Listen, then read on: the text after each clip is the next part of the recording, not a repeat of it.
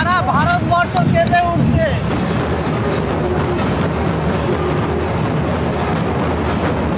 শুধু পশ্চিমবঙ্গ নয়, সারা ভারতবর্ষ থেকে কিন্তু মতুয়া ভক্তরা এখানে এসছেন। এতগুলো মানুষ ঠেলে ঠেলে নিয়ে যেতে হচ্ছে ডাকাতে। কত বড় ডাকা বুঝতে পারছেন? একটিও জায়গা খালি নেই পা রাখার মতো। মানুষের ভিড়টা দেখুন, মানুষের ভিড়টা দেখুন। এই ভিড় ঠেলে মন্দিরের সামনে যেতে হচ্ছে, বুঝতে পারছেন? বিশ্বের দ্বিতীয় বৃহত্তম ঠাকুরনগরের মতুয়া মেলা।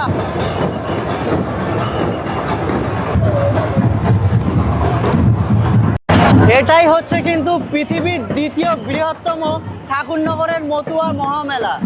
এই মেলাতে 50 লক্ষের বেশি মানুষের ভিড় হয়েছে। নমস্কার, আমার নতুন একটা ভিডিওতে আপনাদের সবাইকে স্বাগতম। আজকে আমি আপনাদেরকে নিয়ে চলে এসেছি পৃথিবীর দ্বিতীয় বৃহত্তম মেলায়, যেটাকে বলে ঠাকুরনগর মতুয়া মহামেলা। তো সারা ভারতবর্ষ থেকে এখানে কিন্তু মানুষের সেই পূর্ণ তীর্থের গণে পুকুরে স্নান করার জন্যে। তো এই হরিচাঁদ গুরুচাঁদ, যার নামে এই মহামেলা হয়, তারা কে ছিলেন সেই সমস্ত সম্পূর্ণ তথ্য কিন্তু আমি এই ভিডিওর মধ্যে দেব।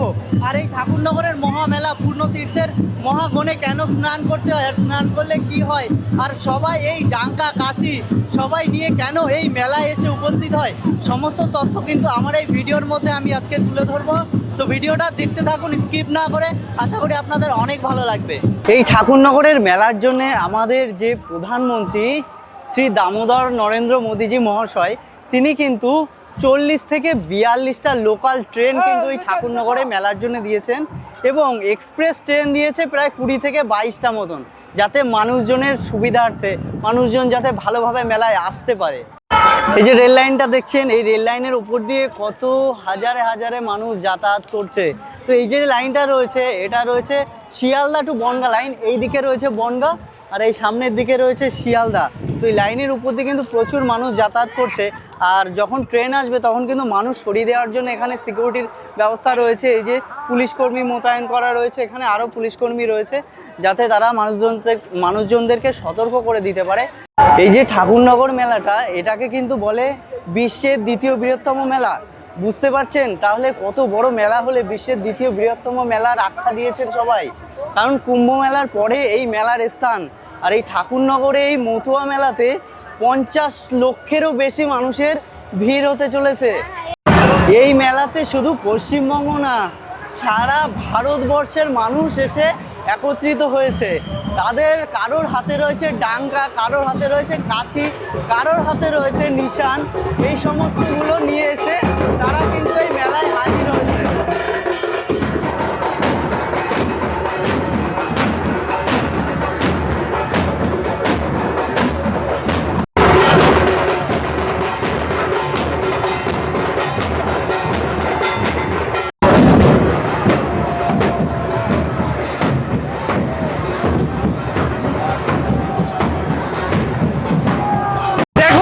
কত মানুষ হরিচাঁদ গুরুচাঁদ ধ্বনিতে মেতে উঠেছে।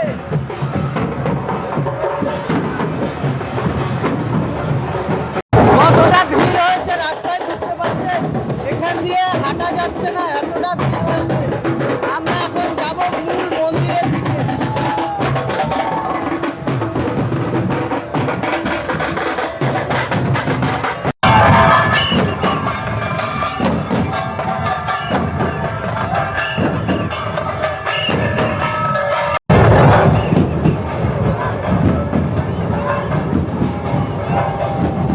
এখন যে মূল মন্দির রয়েছে সেই মন্দিরের দিকে আমি এগিয়ে যাচ্ছি। রাস্তায় অসম্ভব ভিড়, বুঝতে পারছেন? এই ভিড় ঠেলে আমি এগিয়ে যাচ্ছি সামনের দিকে। দেখুন মানুষের ভিড়টা দেখুন একবার, আর কেমন হরিচাঁদ গুরুচাঁদ নামে মানুষ মেতে উঠেছে।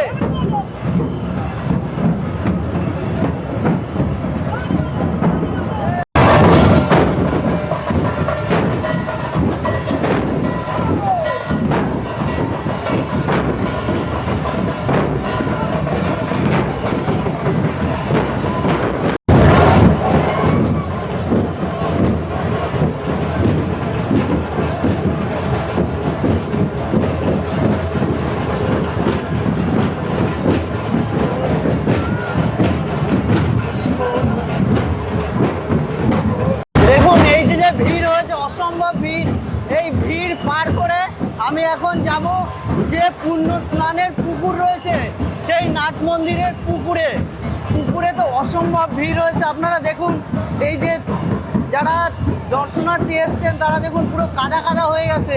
আর এই পুকুরটার অবস্থা দেখুন, কি ভিড় হয়েছে এই পুকুরে, বুঝতে পারছেন? আর পুকুরের জল পুরো ঘোলা হয়ে গেছে। আমি আপনাদেরকে নিচে গিয়ে দেখাচ্ছি, দেখুন এখানকার অবস্থা। লাখ লাখ মানুষ এসে কিন্তু এই পুকুরে স্নান করছে।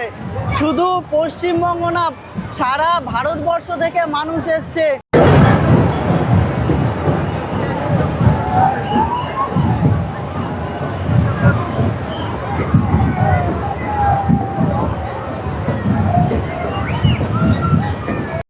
কথায় আছে ঠাকুর বাড়ির এই জলে রয়েছে অমৃত।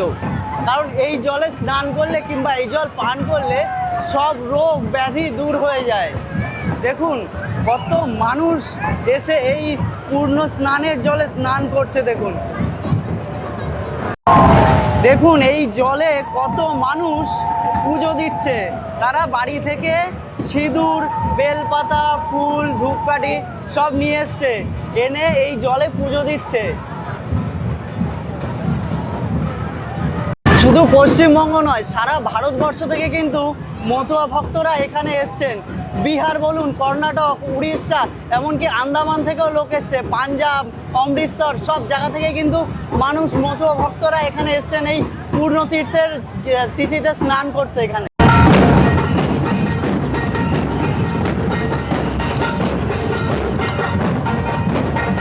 এটাই হচ্ছে কিন্তু পৃথিবীর দ্বিতীয় বৃহত্তম মতুয়া মেলা, ঠাকুরনগরের মহামেলা। তো লাখে লাখে মানুষ এখানে এসে এই পূর্ণ তীর্থের বনে স্নান করছে জলে। দেখুন কত মানুষ, আর জলের কালারটার দেখুন কি অবস্থা হয়েছে। এই দেখুন জলের কালার কি অবস্থা, এখানে দেখুন কত মানুষ এই জলে স্নান করে পুণ্য অর্জন করছে।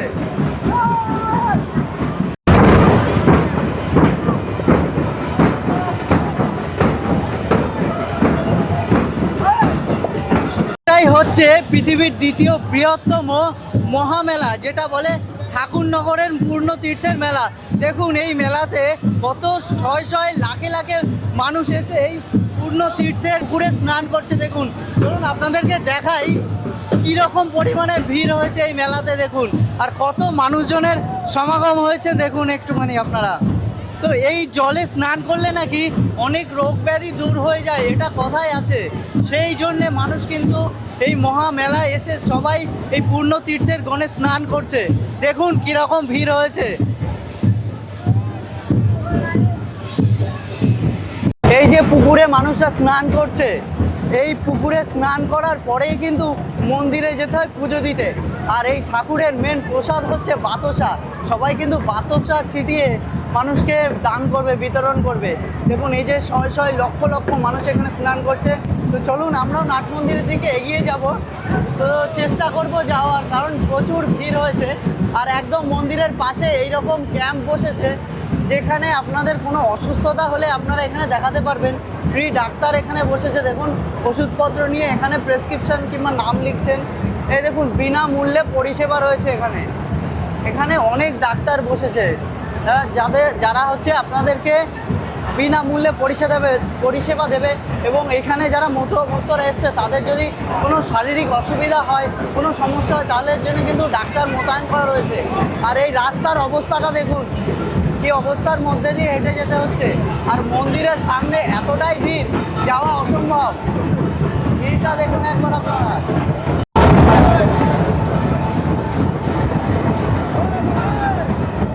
আপনাদেরকে দেখাচ্ছি পৃথিবীর সবথেকে বড় ডাঙ্গা। দেখুন পৃথিবীর সবথেকে বড় ডাঙ্গা এখানে নিয়ে যাচ্ছে। ডাঙ্গাটা কত বড় একবার দেখুন আপনারা। এই দেখুন এতগুলো মানুষ ঠেলে ঠেলে নিয়ে যেতে হচ্ছে ডাঙ্গাতে। কত বড় ডাঙ্গা, বুঝতে পারছেন? পৃথিবীর সবথেকে বড় ডাঙ্গা।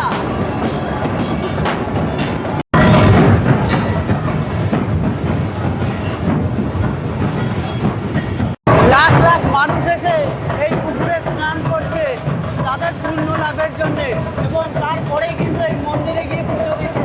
দেখুন এই মন্দিরের সামনে কিন্তু একটিও জায়গা খালি নেই পা রাখার মানুষের ভিড়টা দেখুন।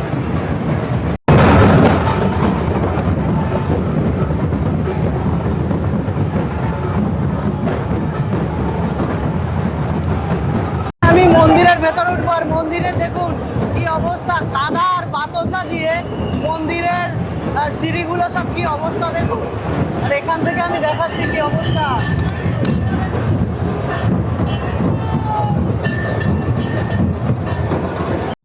আপনাদেরকে দেখানোর চেষ্টা করছি আমি হরিচাঁদ গুরুচাঁদের যে বিগ্রহটা রয়েছে সেটা আমি দেখানোর চেষ্টা করছি। দেখুন কতটা ভিড় রয়েছে এখানে, ঢুকতে পারবো কিনা জানি না।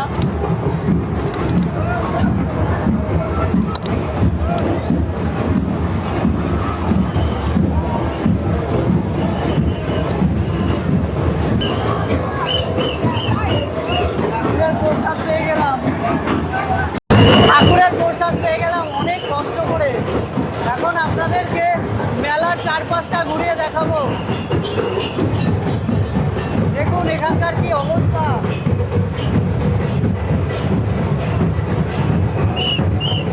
দেখুন কাদা আর বাতাসার রস মিশে কি অবস্থা হয়েছে এই জায়গাটায়।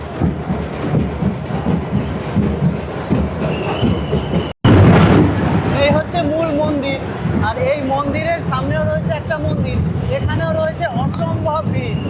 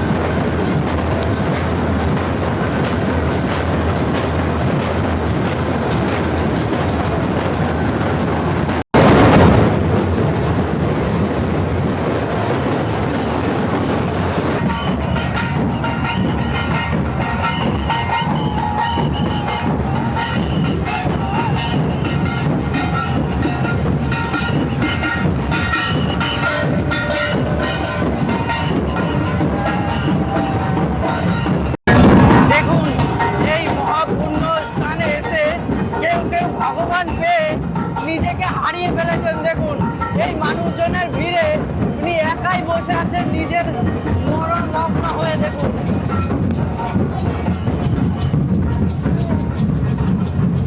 এতক্ষণ আপনাদেরকে দেখালাম রাস্তাঘাটের মানুষের ভিড়, পুকুরের পূর্ণ স্নান এবং যে নাট মন্দির রয়েছে, নাট মন্দিরে মাতাম, তারপরে যে মূল মন্দির রয়েছে, মূল মন্দিরে হরিচাঁদ গুরুচাঁদের মূর্তি। এইবার আপনাদেরকে নিয়ে যাব মেলা প্রাঙ্গণে কি কি দোকান বসেছে এবং সেই দোকানে কি কি পাওয়া যায় সেইগুলো আপনাদেরকে এখন আমি দেখাবো। তো চলুন মেলার ভেতরে যাওয়া যাক।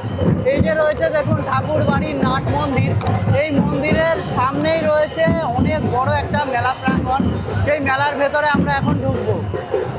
মেলার ভেতরেও প্রচুর ভিড় রয়েছে। এখানে দেখুন কি অবস্থা। এই মন্দিরের সামনে প্রচুর বাতাসার দোকান বসেছে, তার কারণ হচ্ছে হরিচাঁদ গুরুচাঁদ ঠাকুরের মেন ভোগ প্রসাদ হচ্ছে বাতাসা। দেখুন কত কত বাতাসার দোকান বসেছে এখানে। এদিকে যেদিকে তাকাবো শুধু বাতাসার দোকান। আর এই যে রাস্তায় কাদা হয়েছে এইগুলো কিন্তু বাতাসা, আর লোক যে স্নান করে এসছে তার গায়ের জল। কত কি দোকান বসেছে, সমস্ত মিষ্টির দোকানগুলো সব একদম এই মন্দির রয়েছে, মন্দিরের একদম সামনেই সমস্ত মিষ্টির দোকানগুলো রয়েছে। দেখুন জিলিপি ভাজছে এখানে, গরম গরম জিলিপি। আর মেলার ভেতরের ভিড়টা দেখুন, বেশ ভিড় হয়েছে কিন্তু মেলার ভেতরে। চলুন মেলার ভেতরে আস্তে আস্তে প্রবেশ করি ভেতরের দিকে। এত ভিড়ের মধ্যে কোথায় যাব কিছু বুঝতে পারছি না। দেখুন যেই গলিতে যাব সেই গলিতেই কিন্তু প্রচুর মানুষের ভিড়। আপনাদেরকে বলেছিলাম প্রায় 50 লক্ষের বেশি কিন্তু মানুষ এই মেলাতে হয়েছে। মেলার ভেতরের ভিড়টা দেখেছেন কিরকম ভিড় হয়েছে মেলার ভেতরে। তো এই যে যতগুলো গলি রয়েছে মেলার, ততগুলো গলিতে কিন্তু এই একই রকম ভিড় মানুষের। দেখুন কত মানুষ এখানে আসছে, কেনাকাটা করছে, করে কিন্তু তারা আবার বেরিয়ে যাচ্ছে। যারা পূর্ণ স্নানে এসেছিল তারা স্নান করে কেনাকাটা করে তারপরে তারা বাড়ির দিকে রওনা দিয়ে দেবে। অলরেডি অনেক মানুষ চলেও গেছে, আবার অনেক মানুষ এখনও মেলার ভিতর প্রবেশ করছে। তো এই মেলাটা কিন্তু মোটামুটি 10 থেকে 15 দিন থাকবে। পূর্ণ তীর্থের যে স্নান, সেই স্নান মিলিয়ে মেন মেলা থাকে 3 দিন। তারপরে ভাঙা মেলা হয় 10 থেকে 15 দিন, সেখানে আশেপাশের মানুষজনগুলো আসে। মেলার একদম মাঝখানের দিকে বসেছে খাওয়া দাওয়ার দোকান। দেখুন এপাশে রয়েছে নিমকি, জিলিপি, গজা, আর ওপাশে রয়েছে চাউমিন, এগরোল, এপাশে রয়েছে পাপড়ি চাট, নানান কিছু রয়েছে। দেখুন গরম গরম এগরোল এখানে গরম ভেজে রেখেছে, আর এপাশে রয়েছে আইসক্রিম। তো যত খাওয়া দাওয়ার দোকান আছে না, সব মেলার এই পাশের দিকে, মিডিলের দিকে। দেখুন কত ভিড়। এখানে রয়েছে আইসক্রিমের দোকান, খাওয়া দাওয়ার দোকানের অভাব নেই এখানে। দেখুন কত কত দোকান, এখান থেকে ওই পাশ থেকে এই পাশ পর্যন্ত যা দেখছেন সব কিন্তু খাওয়া দাওয়ার দোকানে।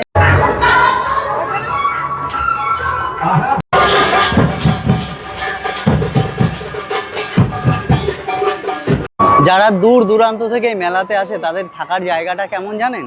এই দেখুন এই মাঠে ঘাটে এইরকম জায়গায় তারা কিন্তু বিশ্রাম নিচ্ছে। এই যে, আর হচ্ছে ওই যে বাড়ি দেখছেন, এই বাড়ির উপরে এরকম মাঠে ঘাটে নতুবা কোনো বাড়িতে কিন্তু তাদের আশ্রয় নিতে হয়। তাদের যে মেলায় আসা থেকে যাওয়া পর্যন্ত এই সময়টুকুটা কিন্তু খুবই কষ্টের। উত্তর 24 পরগনা জেলার ঠাকুরনগরে মধুকৃষ্ণ ত্রয়োদশী তিথিতে প্রতি বছর হরিচাঁদ ঠাকুরের আবির্ভাব উপলক্ষে এই মহা মতুয়া মেলা পালিত হয়। মতুয়া ধর্মের প্রবর্তক হরিচাঁদ ঠাকুর এবং গুরুচাঁদ ঠাকুরের আদর্শ স্মরণে পালিত হয় এই মেলা। বিভিন্ন রাজ্য থেকে বহু ভক্তরা এসে নাম সংকীর্তন এবং গান বাজনা এবং ডাঙ্কা এবং কাশির আওয়াজে মাতিয়ে তোলে এই মেলা। শ্রী শ্রী হরিচাঁদ ঠাকুরের জন্ম হয় 1812 সালে গোপালগঞ্জের ওরাকান্দিতে। সেই সময় সমাজের দলিত এবং অস্পৃশ্য জাতি ছিল কিন্তু নমশূদ্র। এই নমশূদ্রকে সব থেকে নিম্ন জাতি বলে মানা হতো। আর সেই সময় হরিচাঁদ ঠাকুর এই নিম্ন জাতির পক্ষ নিয়ে এই মানব সমাজের কাছে তিনি আওয়াজ তুলেছিলেন। তিনি সেই সময় মতুয়া নামক এক মানবতাবাদী ধর্মের প্রবর্তন করেন, যার মূল মন্ত্র ছিল শান্তি, মৈত্রী এবং প্রেম। এবং তিনি অস্পৃশ্যতার বিরুদ্ধে, যেমন নিম্ন বর্ণের মানুষ যারা ছিল নমশূদ্র জাতি, তাদের মধ্যে মানসিক ভাব জাগিয়ে তোলেন। তিনি সংসারের কাজ করেই ভগবানকে পাওয়ার কথা বলতেন, যা মত বা মতুয়া ধর্মের মূল ভিত্তি বলে মনে করা হয়। আর এই সংসারের কাজবাজ যেমন চাকরি, চাষাবাদ, বাণিজ্য, এই সমস্ত। এবার গুরুচাঁদ ঠাকুরের নামে বলি। গুরুচাঁদ ঠাকুরের জন্ম হয় 1886 সালে ওরাকান্দিতে। পিতা হরিচাঁদ ঠাকুরের মৃত্যুর পরে এই যে মতুয়া ধর্মের আন্দোলন, সেই আন্দোলনের হাল কিন্তু গুরুচাঁদ ঠাকুর ধরেছিলেন। গুরুচাঁদ ঠাকুর মনে করতেন শিক্ষার আলো ছাড়া এই দলিত সমাজের মুক্তি সম্ভব নয়। সেই জন্য তিনি এই দলিত সমাজের মানুষদের শিক্ষার ব্যবস্থার জন্যে বহু স্কুল প্রতিষ্ঠা করেছিলেন। তিনি এই নমশূদ্র বা এই দলিত শ্রেণীর মানুষদের জন্য সামাজিক মর্যাদা বৃদ্ধি এবং চাকরি বাকরির প্রচেষ্টা এবং শিক্ষার আলো পৌঁছে দেওয়ার জন্যে প্রচুর আন্দোলন করেছিলেন। এই হরিচাঁদ ঠাকুর এবং গুরুচাঁদ ঠাকুরের জন্যেই কিন্তু এই যে নিম্নমানের যে সম্প্রদায় জাতি ছিল, নমশূদ্র জাতি, তারা কিন্তু শিক্ষার আলো পেয়েছিল, সমাজে তাদের একটা জায়গা করতে পেরেছিল এবং তাদের যে কাজের জায়গাটা ছিল সেটাও তারা সমৃদ্ধি করতে পেরেছিল। তাদের স্মরণে কিন্তু প্রতি বছর এই ঠাকুরনগরে এবং বাংলাদেশের ওরাকান্দিতে এই রকম মহামেলা আয়োজিত হয় এবং বিভিন্ন রাজ্য থেকে বহু মানুষ তাদের স্মরণে এই মেলায় আয়োজিত হয়। তাদের দীক্ষায় দীক্ষিত হয়েছে যে সমস্ত মানুষ এবং তাদের শিক্ষায় শিক্ষিত হয়েছে যে সমস্ত মানুষ, সেই সমস্ত ভক্তরা কিন্তু তাদের টানে এই মেলায় প্রতি বছর চলে আসে। হাজার হাজার মানুষ নয়, লক্ষ লক্ষ মানুষ কিন্তু এই মেলায় এসে আয়োজিত হয়। এই ছিল হরিচাঁদ ঠাকুর এবং গুরুচাঁদ ঠাকুরের সম্বন্ধে সংক্ষিপ্ত একটা কথা। আমি হয়তো কিছু ভুলও বলতে পারি, আপনারা যদি সঠিক জেনে থাকেন তাহলে অবশ্যই আমাকে কমেন্ট করে জানাবেন। আর আজকের ভিডিওটা কিন্তু এই পর্যন্তই। এই মেলার সাজ সরঞ্জাম এবং হরিচাঁদ ঠাকুর কে ছিলেন, গুরুচাঁদ ঠাকুর কে ছিলেন, সংক্ষিপ্ত আমি আপনাদের কাছে বলার চেষ্টা করেছি। নাট মন্দির, মূল মন্দির, স্নানাগার সমস্ত কিছুই আমি এই ভিডিওর মধ্যে তুলে ধরেছি যতটা পেরেছি। তো এই ভিডিওটা কেমন লেগেছে আপনারা কিন্তু অবশ্যই কমেন্ট করে জানাবেন। ভালো লাগলে লাইক এবং শেয়ার করবেন। তো দেখা হবে পরবর্তী এইরকম একটা ইন্টারেস্টিং ভিডিও নিয়ে। আজকের পর্যন্ত টাটা।